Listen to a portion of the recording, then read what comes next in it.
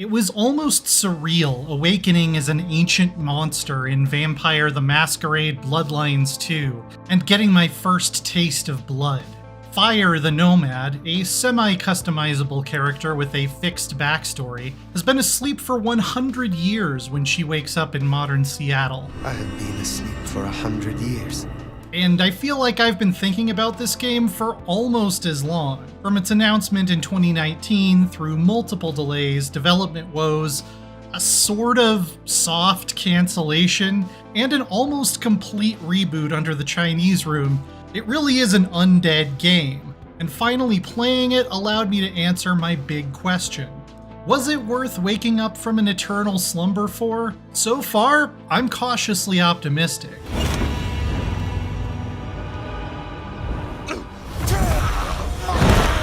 First things first, the Chinese room is not the studio I would have drafted to make a sequel to one of the most beloved cult hit RPGs of the early 2000s. They made a name for themselves with what are sometimes disparagingly called walking simulators and linear first-person horror games like Amnesia, A Machine for Pigs, and Still Wakes the Deep. But this is genuinely a free-roaming open-world spectacle, albeit on a modest-sized map once you get out onto the city streets. It's not just smoke and mirrors. I wasn't able to capture my own footage, by the way, and in the footage the developers sent over, they picked a different gender, clan, and disciplines from what I played with, so I won't be able to directly show off every power I'm talking about here. I was impressed with the level of freedom my vampire had to climb up utility ducts and fire escapes, leap from rooftop to rooftop, glide down moody alleyways, and, of course, engage in the time-honored vampire tradition of dropping a very long way without taking any fall damage. It's not safe to do all of these things in front of Seattle's many mortal citizens, though, as it will start to fill up a masquerade meter that can result in a game over if you hang around or leave too many witnesses. I found that system to be a bit too forgiving in the demo. You can chow down on someone in the middle of the street, and as long as you run away fast enough, you'll suffer no consequences. But it's nice to see a nod to one of the setting's most fundamental rules. Humans can't be allowed to know that vampires exist. Dropping in for a nice, sticky hemoglobin smoothie has two main purposes in Bloodlines 2. Mortals serve as mobile healing potions, and they also recharge your vampiric disciplines, special abilities tied to each vampire clan. This isn't really a survival game in the sense that your bloodthirst won't naturally increase over time, but I felt like I needed to feed often enough that it never became something I could ignore, which is good. There's an interesting blood resonance system too, in which characters feeling a certain emotion, fear, anger, or lust, can be encouraged to indulge in it depending on your clan, which gives you a currency for unlocking certain disciplines when you feed on them in that elevated state.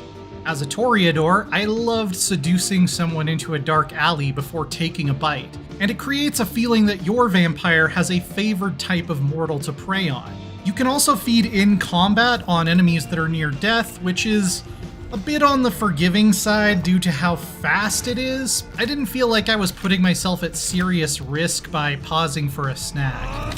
The combat is probably the weak link here, at least from the handful of hours I've been able to play. I'll allow for the possibility that I just haven't gotten the hang of it yet, but I ran through the whole thing as a blood mage Tremere, a brawling Bruja, and a seductive Toreador. That last one, along with the La Sombra, being part of a Day 1 DLC that comes with the Premium Edition. And in each case, it felt like melee combat in particular was a bit imprecise and chaotic. I tried it out with mouse and keyboard as well as a controller, and the latter was definitely better, but I found myself really wishing for more of a hard lock-on.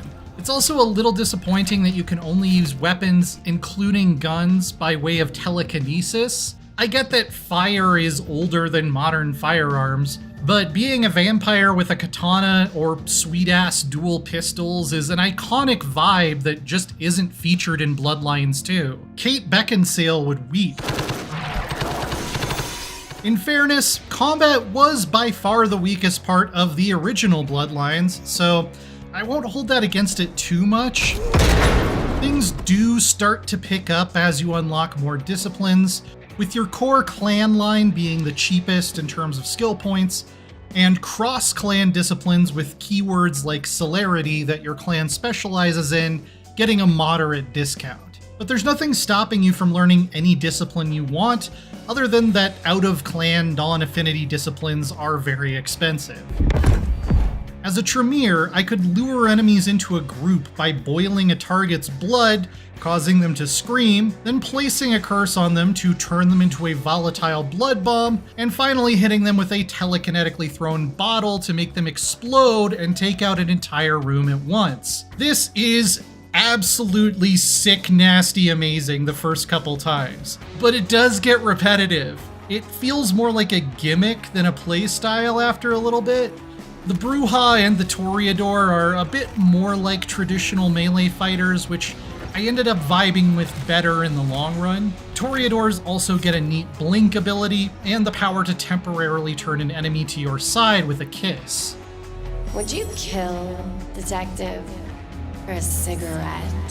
Where the Chinese room has always excelled, though, is in atmosphere, and there's no exception here. Neon-lit alleys, spooky warehouses, and decadent hotel suites are dripping with small details. I really applaud the way the reticle changes when exploring as well, letting you know that there are undiscovered secrets somewhere nearby without simply telling you where they are. That way, searching the dark corners is still a fun challenge, but I can also satisfy my inner obsessive completionist that when the circle turns back into a dot, I've found everything there is to find here. Just keep playing the game like you did and you'll be fine. The story is compelling and filled with memorable characters, as well as top-notch voice acting for the main cast. And what did you two discuss? We don't know at the start why Fire has suddenly been awakened or what's up with the mysterious symbol on her hand limiting her powers. That is not my hand. But the Prince of Seattle has recently been assassinated, there's a loose cannon vampire sheriff ripping out spines, and, oh yeah, a Malkavian police detective living inside our head. I